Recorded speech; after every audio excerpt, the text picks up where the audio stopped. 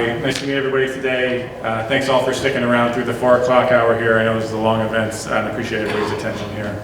Quick show of hands if you have any EV owners in the crowd here. Anyone who's driving an EV today? We got a couple. Anybody who's EV curious, electric vehicle curious, wondering more?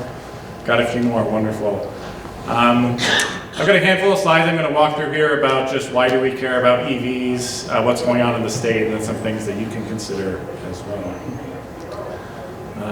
So first we're going to start about why do we care about EVs, what's going on in the market right now. It's very dynamic, there's a lot of activity, all going in the right direction. National Grid as an electric utility does have a lot of offerings to help people either install an EV charger at their business, at their workplace, in their town, or at their home as well. And so talk about those offerings, and then just conclude with some simple things that you can consider moving forward. So the first thing, as someone who cares a lot about electric vehicles and is kind of a car guy historically, I can't take it for granted that everybody would care about electric vehicles. Obviously, you hear about them spoken about in the news, in the media. Tesla gets a lot of airtime on the internet, and Elon Musk is clearly a visible person in our world nowadays. But if we step back, why do we really care about electric vehicles? And I think there's 3 main reasons that get brought up. The first one is what drives a lot of the policy making around electric vehicles, and it's about greenhouse gas emissions. Transportation is the largest source of greenhouse gas emissions in Massachusetts, in New England, and across the United States overall. The latest figures in Massachusetts suggest something above 40, maybe 42% of all of our greenhouse gas emissions are from transportation. And that includes both the car you drive, buses, trucks, as well as planes or ships or trains. That's kind of all of the above transportation. The cars we drive, those are by far the largest source of that. And so, the vehicles we drive are incredibly important in terms of our greenhouse gas emissions. The second big reason we care about clean transportation, though, is that it is a leading cause of air pollution. This is things like things that cause smog in the air, pollutants and particulate matter that can cause lung cancers or asthma or premature deaths even. Just last month, the American Lung Association put out a report for the whole country, but quite interestingly, they provided some estimates of the benefits of what clean transportation over the next few decades will provide for each state. And so they predicted that transitioning to zero-emission vehicles would save over 1,600 lives and generate over $18 billion in public health benefits in Massachusetts through 2050.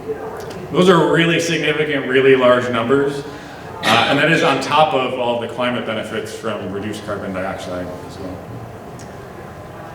And finally, I think this almost doesn't get enough airtime, but in the policy world, we care about greenhouse gas emissions, we care about public health, but we also should not overlook the fact that almost everybody who drives an electric vehicle likes it a lot better. They are better vehicles, they handle extremely well, they accelerate well, they have reduced maintenance, they can always have a full battery when you charge your car at home. And so there are truly a lot of benefits for just them being better vehicles. A lot of people don't know that 120 years ago, there was kind of a great debate about cars being electric or cars being gas-driven. Some of the first vehicles ever made in the late 1800s and early 1900s were electric. And they lost the battle at that moment, but they're going to win the battle now because they truly are the better technology. One question that comes up a lot, especially if you read articles online and read the comments section, which always have lots of interesting debates going on, is are electric vehicles really actually green? Are they really that clean or sustainable? And I want everybody walking away today to know that the short answer is yes, 100%. They are green, they are clean, they are sustainable. I'm going to guess this is a more sophisticated crowd, though, and so I'm happy to dig into kind of what the longer answer is as well on this. Every piece of research that's out there says electric vehicles reduce greenhouse gas emissions significantly in every single state. A lot of people think that, if all the electricity is coming from a coal plant or a natural gas plant, it's not actually clean. And in fact, in every single state in the country today, it saves a significant amount of emissions. And that's going to get better every year as the electric vehicle gets cleaner. A lot of people talk about, the battery uses a lot of materials that have bad mining practices. so the cars have these other environmental issues to consider. And that's a great consideration. That is not a perfect area for EVs right now, but I do want you to know that governments and industry are working extremely hard to try and improve mining practices, improve battery recycling, and improve kind of the supply chains around this whole environment. The expectation in the long run is that almost all of the minerals and materials used in electric vehicle batteries can be recycled. And so there is a long-term understanding that this will largely disappear as an environmental concern. Finally, there's a lot of concern about, well, should we really all be driving all the time anyway? Shouldn't we all be walking, biking, using transit more? And I think absolutely, if that's on your mind, that is great. We should be pushing our communities to do those things more as well. However, given the way we have all of our housing built up, our workplaces built up, people like to go on vacations, electric vehicles are going to have a really central role for decarbonizing transportation, no matter how you look at it. And so it's a transition we need to support and accelerate as best we can. Just a fun fact in terms of how much EVs are reducing emissions today. If you think about it in terms of miles per gallon, the average vehicle being sold today gets in the high 20 miles per gallon, maybe 26, maybe 28 miles per gallon. On average, electric vehicle being sold today gets something like 115 miles per gallon. And actually, again, as the electric gets cleaner every year, that figure keeps going up even after you bought the car. And so it's a really significant difference today. So what does the electric vehicle market look like in Westboro today? National Grid has data on vehicle registrations across the Northeast, including zip code by zip code throughout Massachusetts. And so we have some information on how many vehicles are actually in Westboro today that are electric. And the short answer is it's only about 1.5% to 2% of vehicles in Westboro today are electric. It's just shy of 300 vehicles. It's maybe above 300 today. But that's kind of not the right number to look at. Vehicles have a really long life. A lot of vehicles are 10 or 15 years or older. And so really the better metric to think of in terms of momentum in the electric vehicle market is what is the share of sales today that are electric vehicles.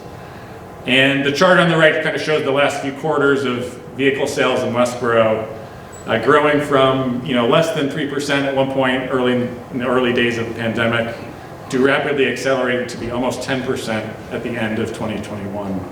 And so that is actually a fantastic accomplishment to grow electric vehicle sales that quickly. That's actually kind of above average when you compare that to the rest of Massachusetts, to the rest of the country even. And so that's tremendous progress, and we should be really happy with that. At the same time, there's another 90% to go. And so we need to keep pushing and keep going. There's a lot of opportunity to grow sales even more. And as vehicle makers release new models, new trucks, new SUVs, new cars that people really like to buy and drive every day, we should expect that to grow pretty significantly from here on out. By comparison, California does lead the United States today with they had about 13% of vehicle sales electric last year. There are portions of California where that figure is probably close to 40% or higher. The 13% is just the statewide number. And so Westboro's shown some tremendous growth here, and that's fantastic. A long way to go and a lot of other people to catch up to along the way. If you look at all the vehicles in Westboro, we see about 40 different makes and models right now. That number will also continue to grow. That's from Chevy Bolts, Chevy Volts, to all the Teslas, to some of the more exotic models. I think someone's got a BMW i8 around town that's kind of a more exotic one today. And so a lot of different types. As a consumer, you should definitely make sure you research all the new available models because it's constantly a growing list. Along with the electric vehicle market, I wanted to spend a few minutes reviewing, what does the charging market for electric vehicles look like in and around Westboro. And for a lot of people who don't have an electric vehicle may not know this, but most electric vehicle owners do the vast majority of their vehicle fueling, of their charging, at home. A lot of folks install a charger at home, and some even just get by with plugging into a standard 120 volt wall outlet to power their vehicle. And roughly 90% of the time, that is all they need. And the other 10 or 20% of the time, maybe they have a long trip, maybe they're out of town for a week, then they need to fill that at-home charging with out-of-town or away-from-home charging. And so I want everybody to know that most of the time, people don't even need really public charging to go around town. They're just taking care of it at home, in their garage, or in their driveway. But for those times you don't have at-home charging access, what does the nearby market for public charging look like? And so this is just a Google Maps snapshot. You can simply type in electric vehicle charging stations and it'll populate the map with everything nearby. There's also a lot of tremendous apps or navigation systems in your vehicles that can help you figure out, what's the nearest charging if I'm going to plan a long trip, and what are all the charging along that route so I can always have enough fuel. And so what are these places actually? Let's just look at what these are. Westboro has 3 public charging stations. I call them level 2 stations. There's different types of charging going on. And there's more nearby at things like car dealers, workplaces. In the upper left, the nearby Wegmans has a charger. Handful of car dealers on both sides of the map that have chargers, which may or may not actually be convenient to you, but in the business of selling vehicles, you need to charge them as well. Nearby, the golf church and church down, I think it's Route 9, have a handful of public chargers available. And then some workplaces and like the Tufts University campus nearby have a lot of workplace charging available as well. And so there's more and more growing. The Walmart nearby is kind of unique in that that's actually a fast charging site that has a really high power chargers to refuel your vehicle while you shop. And by the time you're in and out of Walmart, your vehicle will be fully charged. And so nice to know that that's nearby. At the same time though, while we see good progress, I would also say this is a map that shows a lot of opportunity for future charging. Maps like this don't always show every charger out there, but places like apartments or condos, workplaces, or even like, if you own and operate a business and you have vehicles for your business, there's a lot more charging that's going to be needed throughout the town and nearby to make sure that everybody can operate their vehicle all of the time. And so National Grid does have programs available to help install more charging stations. And if you notice, a few of these locations have bolded names. And so the Wegmans chargers, the nearby public station at the golf course, the Tufts campus, those are all actually supported through the National Grid programs today. And those are programs that you all pay for in the form of your electric bill. A few cents of every month's bill is basically going to support electric vehicle programs like this. And I'd really strongly encourage everybody to talk to their employer about installing chargers at their workplace, or if you own and operate a business, doing the same.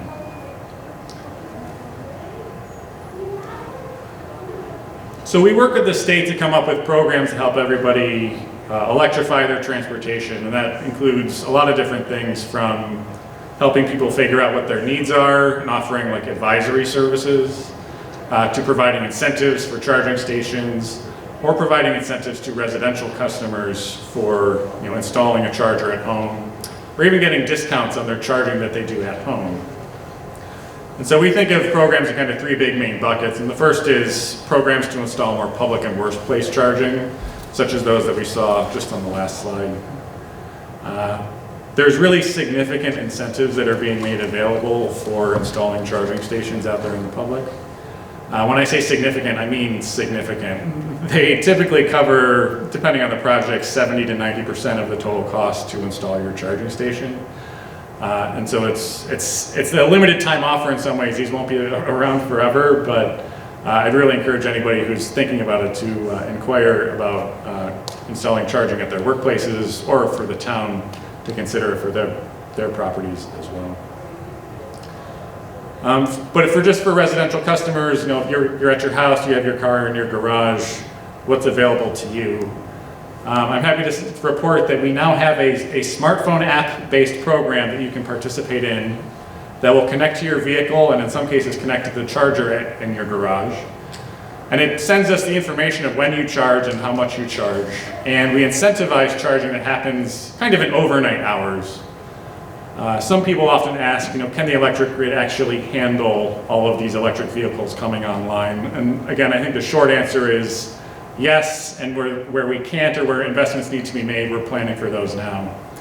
But in general, we also want to make sure that people are charging when it is least impactful on the electric grid. That typically means overnight hours.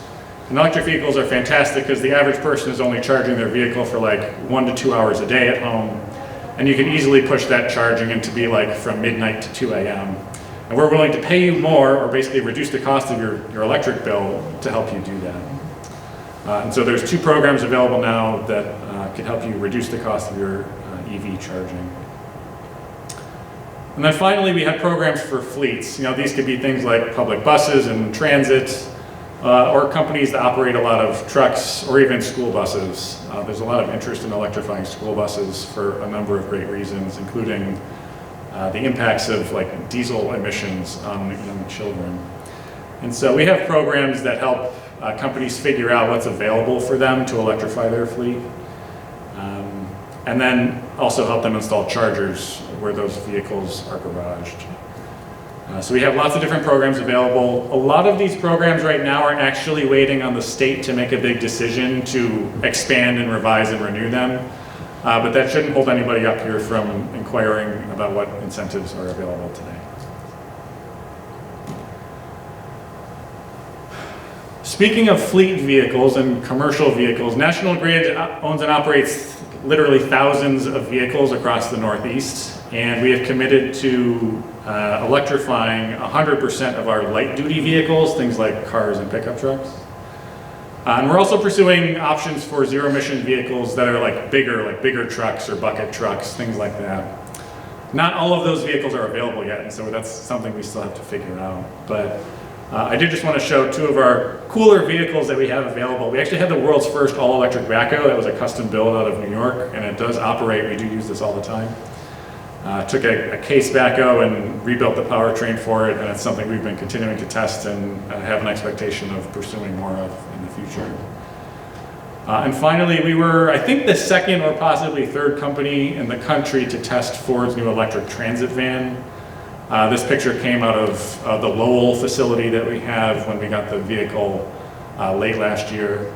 And we recently just placed a fairly large order of, I think it was around 60 new transit vans and Lightning pickup trucks from Ford. Their new F-150 Lightning pickup truck was released this week, and we are near the front of the line to buy those as they become available. And so, as a company, we are working to purchase as many of these vehicles as we can. And we've made a pretty significant commitment to do this by the end of the decade. So that's what we've been doing. There's a lot of things that you can do as well. And so first, if you own an EV, spread the word. And if you're like the EV owners I know, I'm sure you already are. They love to talk about their cars. They love to talk about how simple it is, how convenient it is, how nice it is to drive, and the performance of it. And so a lot of these things go kind of by word of mouth, neighborhood by neighborhood.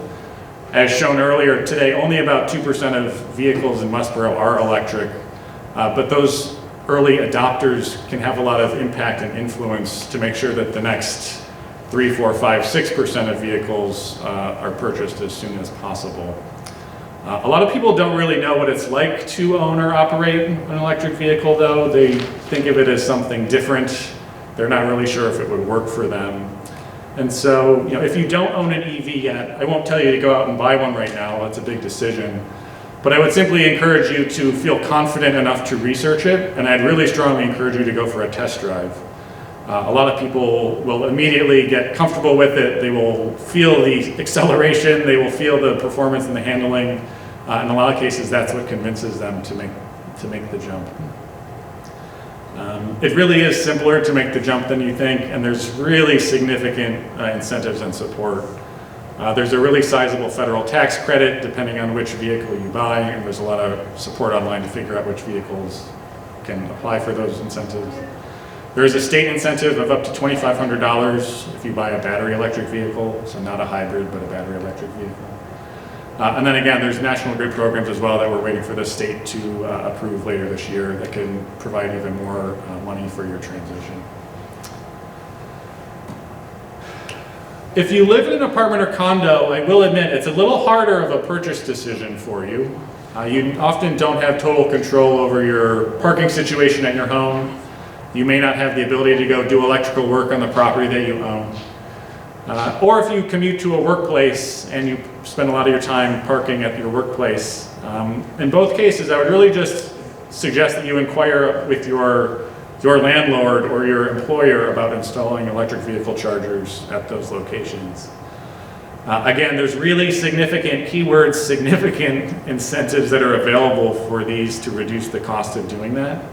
You know, if you live in an apartment with 5 or more units, which is almost all apartment buildings, you can have a significant incentive available to reduce the cost to potentially very little for you to do this. And so a lot of landlords aren't aware of this, and it's great for tenants to bring it up to them about something to consider for the future. And then finally, you know, if you're a business operator, just investigate converting your vehicle fleet to be electric and installing EV charging properties at your sites for your workers and for your vehicle fleet as well. Again, the same significant incentives are available, and on top of that, we do offer advisory services to help you figure out a plan for the next time you buy your vehicles. There's a lot of support available, and again, by the end of the year, we expect even more support to be available. And so we've reached the 10% threshold for new vehicle sales in Westboro being electric. Again, that's a really great progress thus far. There's another 90% to go. It's going to take some time to get there, but that change is going to happen kind of one person, one household, one business at a time. And so we'd encourage you to just consider it as an option for your next purchase and to be informed about what incentives and programs are available to help you do that.